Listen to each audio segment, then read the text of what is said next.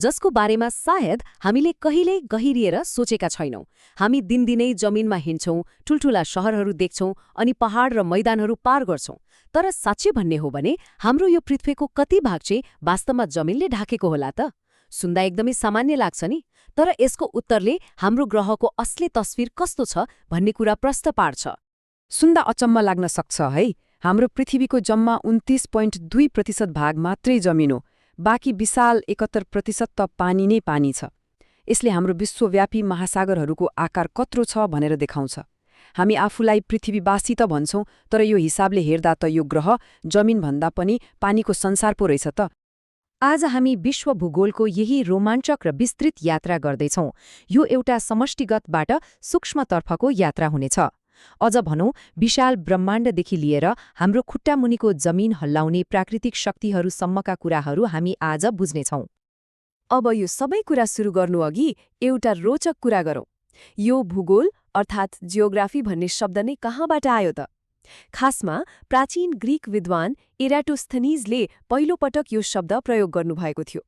उहाँले नै पहिलो पटक पृथ्वीको परिधि नाप्ने साहसिक काम गर्नुभएको थियो नि त। त्यसैले उहाँलाई भूगोलका पिता पनि भनिन्छ। आजको हाम्रो छलफलको विषयहरू यस्ता छन्। पहिलो, पृथ्वी र ब्रह्माण्ड। दोस्रो, 7 महादेशहरू। तेस्रो, महासागर र जलमण्डल। चौथो, पर्वत र मरुभूमि। र अन्त्यमा भूकम्प र ज्वालामुखी। सुरु गरौं पहिलो खण्डबाट, पृथ्वी र ब्रह्माण्ड। अब यो 51 करोड भन्ने संख्या हेरौं त। हाम्रो पृथ्वीको कुल क्षेत्रफल करिब 51 करोड वर्ग किलोमिटर छ। सोच्नुहोस् त, कति विशाल छ हाम्रो घर। यो यति ठूलो छ कि यसको अगाडि हामी त केही पनि होइनौं भन्ने महसुस हुन्छ। र यही 51 करोड वर्ग किलोमिटर भित्र नै हाम्रा सम्पूर्ण इतिहास, वर्तमान र भविष्य अटाएका छन्। क्षेत्रफल मात्र होइन नि, यसको गति झन अचम्मको छ। पृथ्वी सूर्यको वरिपरि प्रति सेकेन्ड 30 किलोमिटरको रकेट जस्तै गतिमा घुमिरहेको छ। अनि आफ्नो अक्षमा एक फन्को मार्न यसलाई ठ्याक्कै 23 घण्टा 56 मिनेट र 4 सेकेन्ड लाग्छ, जसले हाम्रा दिन र रात बनाउँछ। त्यस्तै सूर्यलाई एक चक्कर लगाउन 365.25 दिन लाग्छ, जसबाट हाम्रो एक वर्ष बन्छ। यही गतिको कारणले नै हामीले विभिन्न ऋतुहरूको मजा लिन पाउँछौं। अब लागौं दोस्रो खण्डमा, 7 महादेशहरू। अघि हामीले भनेको 29.2% सुक्खा जमिन छ नि, त्यो मुख्यतया 7 महादेशमा बाडिएको छ। यो तालिका हेर्ने हो भने एसियाले सबैभन्दा धेरै, झण्डै 30% भूभाग ओगटेको छ। त्यसपछि क्रमशः अफ्रिका, उत्तर अमेरिका र दक्षिण अमेरिका आउँछन्। अनि अन्टार्कटिका र युरोप हुँदै सबैभन्दा सानो महादेशको रूपमा अस्ट्रेलिया आउँछ, जसको हिस्सा जम्मा 5.3% मात्रै छ। यसले जमिन कसरी असमान रूपमा बाडिएको छ भन्ने देखाउँछ। क्षेत्रफलको कुरा त भयो, तर हरेक महादेशको आफ्नै छुट्टै पहिचान पनि छ है। जस्तै अन्टार्कटिकालाई हेरौं, यो एउटा यस्तो विशाल हिम चादर हो जहाँ विश्वको पुरै 90% हिउँ जमेको छ। उता अफ्रिका फेरि उच्च समस्थली र सबैभन्दा तातो मरुभूमिको लागि चिनिन्छ। युरोपलाई तीनतिरबाट पानीले घेरेको हुनाले प्रायद्वीपहरूको पनि प्रायद्वीप भनिन्छ।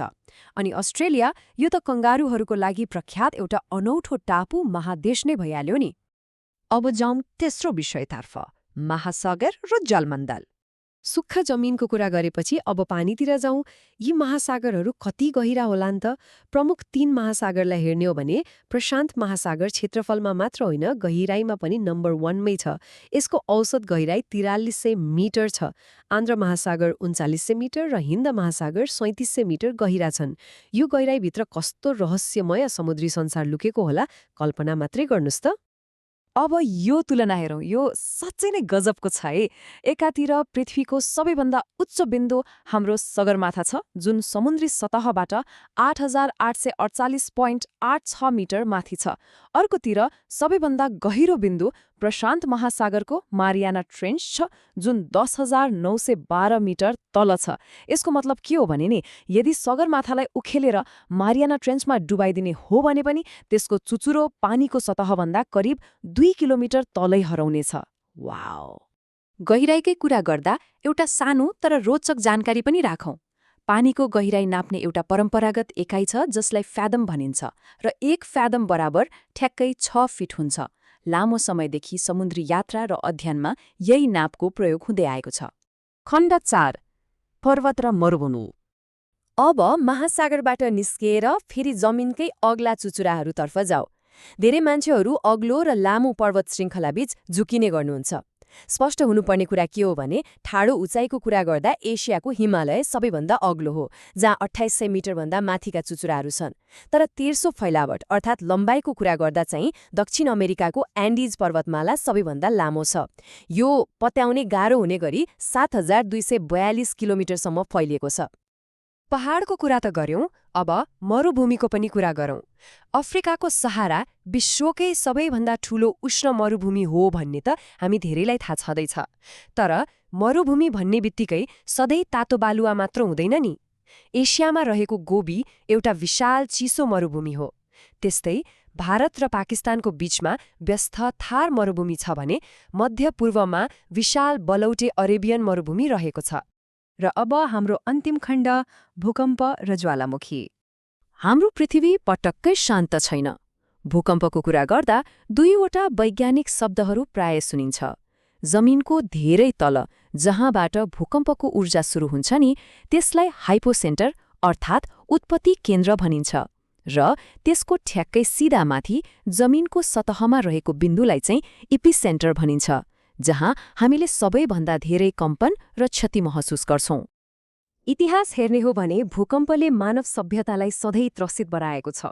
विश्वको सबैभन्दा पहिलो अभिलेखित भूकम्प आजभन्दा हजारौं वर्ष अघि 1839 ईसा पूर्वमा चीनको सान्डोङमा गएको थियो। विश्वकै सबैभन्दा शक्तिशाली भूकम्प चाहिँ सन् 1960 मा चिलीमा गएको 9.5 म्याग्निच्युडको हो। हाम्रो आफ्नै सन्दर्भमा कुरा गर्दा विक्रम सम्वत 1990 सालको 8.4 म्याग्निच्युडको महाभूकम्प र भर्खरै 2072 सालमा बारपाक केन्द्रबिन्दु भएको 7.6 म्याग्निच्युडको भूकम्पले हामीलाई यो भौगोलिक जोखिमको सधैँ याद दिलाइरहन्छन्। भूकम्प जस्तै ज्वालामुखी पनि अर्को शक्तिशाली प्रक्रिया हो। यो कसरी हुन्छ त? सबैभन्दा पहिले जमिनको धेरै गहिराईमा 600 देखि 1200 डिग्री सेल्सियसको तापक्रममा चट्टानहरू पग्लेर म्याग्मा बन्छ। जब भित्र अत्यधिक दबाव बढ्दै जान्छ, यो म्याग्मा एउटा केन्द्रीय नलीबाट माथितिर धकिलिन्छ र अन्ततः क्रेटरबाट बाहिर निस्कन्छ। जब यो बाहिर सतहमा पोखिन्छ नि, अनि बल्ल हामी यसलाई लाभा भन्छौं। अवस्था हेरेर ज्वालामुखीलाई 3 भागमा बाँड्न सकिन्छ। पहिलो जागृत अर्थात् एक्टिभ ज्वालामुखी, जसले निरन्तर लाभा फालिरहन्छ, जस्तै अमेरिकाको मौना लोआ। दोस्रो सुषुप्त अर्थात् डोर्मेन्ट, जो अहिले सुतेको त छ तर जतिबेला पनि जाग्न सक्छ, जस्तै इटालीको भेसुभियस।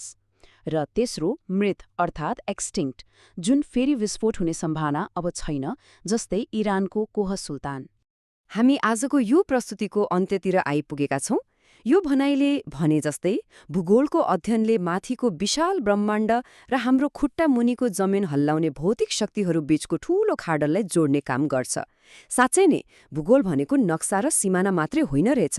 यो त हामी उभिएको जमिनलाई निरन्तर आकार दिने एउटा शक्तिशाली प्रक्रिया पो रहेछ। जाँदा जाँदै एउटा रोचक प्रश्न छोडेर जान्छु है त। हाम्रो पृथ्वी पटक्कै स्थिर छैन। एकातिर भूकम्पले जमिनलाई निरन्तर चलाइरहेको छ, अर्कोतिर महासागरका ट्रेन्चहरू अझै फैलिँदैछन्। यस्तो अवस्थामा आजभन्दा 10 लाख वर्षपछि हाम्रो विश्वको नक्सा कस्तो देखिनेछ होला, सोच्दै गर्नुहोला है। आजको यस विश्लेषणात्मक प्रस्तुतिमा हामी सँगै रहनुभएकोमा धेरै धेरै धन्यवाद।